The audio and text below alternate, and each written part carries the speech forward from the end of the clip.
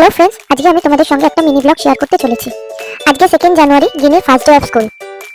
এই দিনটার জন্য আমরা অনেকদিন ধরে অপেক্ষা করেছিলাম যে গিনি প্রথম স্কুলে যাবে, ও নতুন নতুন ফ্রেন্ড হবে। তো ফাইনালি আমরা সকাল সকাল ঘুম থেকে উঠে গিনিকে রেডি করিয়ে স্কুলের উদ্দেশ্যে রওনা দিলাম। ও যে কতটা এক্সাইটেড ছিল সেটা তোমরা ওর মুখ দেখলে বুঝতে পারবে। আসলে আমরা সবাই মিলে ওকে অনেকদিন আগের থেকে এটা বুঝিয়েছি যে স্কুলে গেলে তুমি অনেক ফ্রেন্ড পাবে, একসঙ্গে অনেক খেলতে পারবে আর প্রচুর আনন্দ করতে পারবে।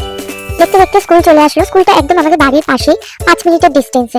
ফাইনালি ওই টাইমটা চলে আসলো যে টাইমে স্কুলের টিচাররা গিনিকে ভিতরে নিয়ে যাচ্ছে। আমি তো প্রচন্ড টেনশনে ছিলাম যে ও কাঁদে কিনা, কিন্তু দেখি ও স্কুলের ছোট ছোট বাচ্চাদের দেখে চুপচাপ ভিতরে চলে গেল। আমি যতটাই হ্যাপি ছিলাম, মনে মনে কিন্তু ততটাই কষ্ট পাচ্ছিলাম, এটাই ভেবে যে আমার সেই ছোট্ট বেবিটা এতটাই বড় হয়ে গেল যে এবার সে স্কুলেও যেতে শুরু করলো। আমার মতো হয়তো সব মাদেরই এই ফিলিংটা হয়। ফার্স্ট ডে স্কুল ছিল বলে গিনির কিন্তু খুব তাড়াতাড়ি ছুটি হয়ে গিয়েছিল।